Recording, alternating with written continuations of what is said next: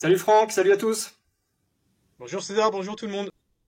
On se retrouve aujourd'hui pour parler, une fois n'est pas coutume, du Japon, puisque vous savez qu'on aime bien cette région avec Franck et il reste encore plein de belles opportunités. Et on va vous parler un petit peu de ce qu'a été pour Franck à un moment donné un panier de banques régionales japonaises qui ont été assez intéressantes et qui ont permis d'avoir des performances finalement assez fortes. Alors moi j'ai envie de te challenger Franck avec une première question. Pourquoi les banques? En général, les banques, c'est pas des actifs que je privilégie parce qu'il y a beaucoup de boîtes noires. T'as beaucoup de hors bilan, t'as beaucoup de choses dans les bilans que tu maîtrises pas. Là, ce qui était intéressant au Japon, c'est que il y a beaucoup de banques régionales, c'est éclaté. T'as des dizaines de banques cotées. Elles étaient généralement cotées significativement sous les fonds propres. Chose rare, c'est qu'elles détiennent dans leur portefeuille historiquement des actions de leur territoire. Donc, des fois, c'est assez étonnant. Et on va en parler juste après. C'est que t'avais une banque là qui a été actionnaire de Nintendo depuis des dizaines d'années. Et donc, leur petite participation avait grossi au fil du temps avec la croissance de Nintendo. Et était devenue en fait juste leur participation dans Nintendo dépassait leur valorisation boursière. Donc, Ouais.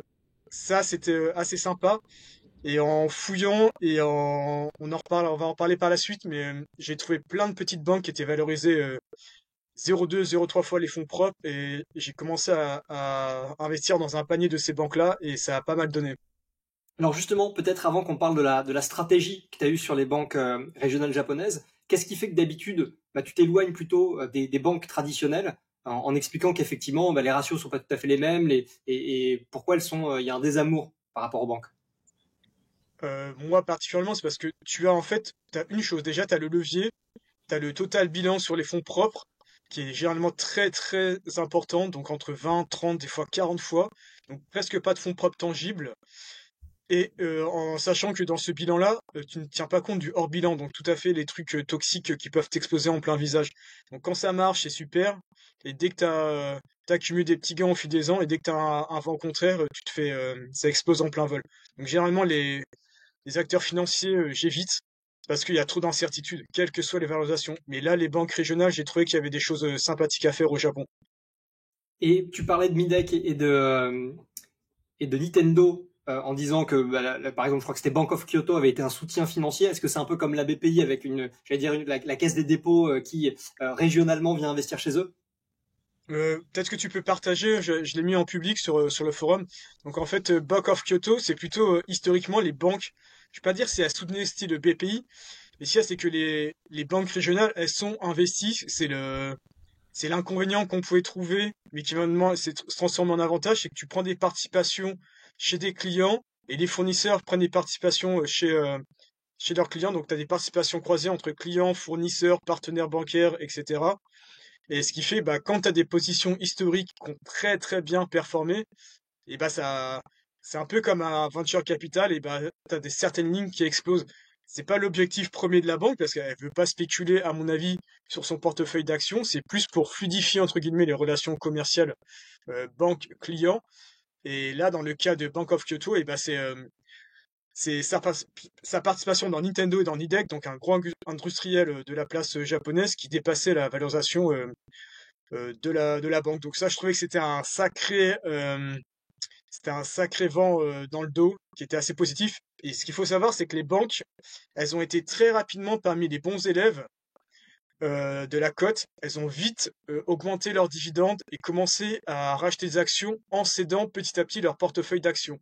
Donc c'est là où je voyais qu'il y avait un levier intéressant, c'est que si elles commençaient à céder leurs actions, leur portefeuille historique, et qu'elle rachetait et augmentait les dividendes, le marché allait s'en rendre compte. Et tu avais un gros acteur à ce moment-là de activiste japonais qui était là depuis une bonne dizaine d'années, c'est Silchester, qui est un hedge fund activiste britannique, et lui qui avait beaucoup de participation dans les banques. Donc il a commencé, à mon avis, ça a accéléré le fait que les banques voulaient aller retourner plus de capital aux actionnaires. Ouais, je montrais un petit peu les raisons qui t'ont poussé à t'intéresser aux banques. On va y revenir après, juste après. Mais pour expliquer effectivement en off, ce qu'on se disait, c'est que globalement, les banques sont forcément plus exposées parce qu'elles font tourner l'économie que beaucoup d'autres sociétés. Et donc, il y avait un vrai intérêt finalement pour elles, en termes de communication, à montrer qu'elles faisaient partie des bons élèves, hein. Ouais, je pense qu'il y avait ça, le fait qu'il y ait beaucoup d'activistes qui étaient au capital déjà, et le côté réputationnel. Ouais, donc elles ont bien joué le jeu, donc ça a permis d'avoir des gains assez intéressants. Donc Bank of Kyoto, là, ce que j'ai présenté, ça cotait, en fait, c'est une grosse banque, hein, c'est quand même une des plus grosses banques régionales. Donc en fait, j'ai vite abandonné Bank of Kyoto, j'ai pris un petit gain de 10% en quelques mois, il me semble, parce que à côté 0,5 fois les fonds propres, et je me suis dit, je vais me constituer un panier de banques qui sont des bons élèves, qui ont un levier modéré, donc total bilan sur fonds propres, qui commencent à racheter des actions, qui versent des dividendes en hausse. Et là, j'ai trouvé plein de banques en fait qui cotaient entre 0,2 et 0,3 fois les fonds propres tangibles avec un levier modéré et qui commençaient à retourner plus de capital aux actionnaires. Donc là, c'est ce que j'ai présenté, là tu le vois dans le sujet du forum, c'est Hachijuni Bank, qui est une banque régionale, elle aussi avec un levier modéré. Quand je l'ai acquise à l'époque, elle était à 0,3 fois les fonds propres, parmi d'autres banques aussi. Et donc, mon analyse était assez basique, hein. Je disais, juste pour retrouver 0,5 fois les fonds propres, en partant de 0,3 fois, et ben, tu peux partir sur un gain de 66%. En sachant que pour accélérer ce gain, pour accélérer ce TRI, comme tu as les rachats d'actions plus les dividendes en hausse, tu pouvais espérer qu'en fait les fonds propres allaient augmenter au fil du temps. Et c'est ce qui s'est passé. Et donc, avec HG Unibank, je suis sorti avec un gain en devise et en dividende réinvesti de plus 94% en un an et un mois. Donc, après, sur plein d'autres banques, je l'ai fait. En fait, je voulais tout le temps raisonner par panier. Je voulais pas avoir deux ou trois banques. Je voulais pas avoir le risque d'exposition à une ou deux banques. Donc, j'avais toujours entre 3 et 8 banques en portefeuille. Bon, là, j'en ai beaucoup moins maintenant parce que entre guillemets, c'est un filon qui s'est épuisé. Donc je pense que maintenant la thématique banque régionale, bah faut considérer que c'est fini. C'était une bonne thématique en 2023-2024. Là maintenant j'ai plus que deux banques en portefeuille. Il y en a une qui est vraiment j'aime beaucoup, elle fait du bon boulot. Le marché n'a pas encore revalorisé à fond. Elle est qu'à 0,4 entre guillemets 4 fois les fonds propres, donc potentiel de 20% pour moi, avec mon objectif prudent à 0,5 fois les fonds propres. Et maintenant, je pense qu'il va falloir réallouer le capital autre part, mais pour moi, ça a été des gains intéressants que je pense rationnels. Et voilà. Franck, petite question, pourquoi est-ce que justement cette vision aussi prudentielle à te dire bah je regarde et mon objectif c'est 0,5 fois les fonds propres, là où en fait l'objectif du Tokyo Stock Exchange c'est quand même de pousser les boîtes à avoir un price book ratio de 1, et c'est en ça et puis toutes les analyses qui sont faites des différentes boîtes en général, bah, c'est plutôt ce qu'on vise. Voilà. Parce que secteur financier, d'abord, il y a peut-être quelque chose que je maîtrise pas. Deuxièmement, il y avait un vivier qui était tellement important. Je me suis dit pourquoi prendre plus de risques? Dès que j'atteins 0,5 fois les fonds propres, je sais que je vais retrouver une autre banque qui rentre plus ou moins dans mes ratios et qui va me permettre d'aller rechercher ce potentiel, même qui est modéré, sans aller chercher 0,5 fois sans aller chercher une fois les fonds propres. Donc, tu as deux phénomènes.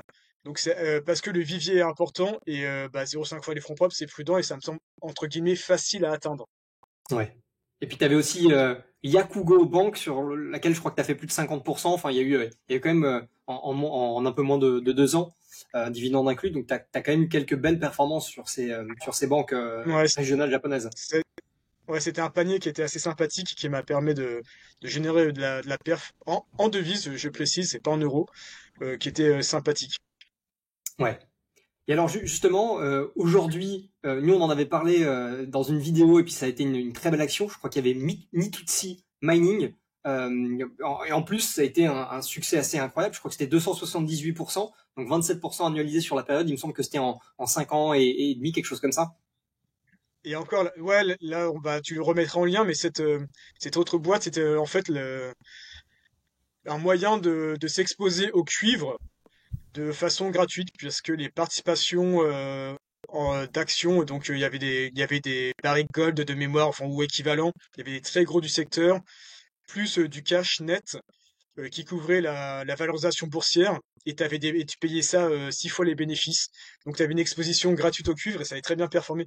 C'est un petit peu, et encore, quand on a cédé et quand on a présenté la vidéo, depuis ça a bien augmenté parce que maintenant il y a un effet mode en ce moment sur tout ce qui est matières premières, avec terres rares chinoises, etc. Euh, c'est pour dire que sur le Japon, en fait, tu avais vraiment plusieurs thématiques que tu peux jouer. Et le marché est tellement profond, on rappelle, hein, 4000 entreprises cotées, il y en a 800 en France en intégrant le marché libre, donc c'est 5 fois plus gros que la France. Tu peux trouver comme ça des belles anomalies. Et on l'a pas encore dévoilé, mais on a une autre entreprise qui est liée aux matières premières, qui est pas très bien valorisée, qui permet de s'exposer à l'énergie et qui est cotée au Japon et dont on est tous les deux actionnaires et qui permet aussi de jouer cette thématique et vous pouvez la retrouver sur le forum.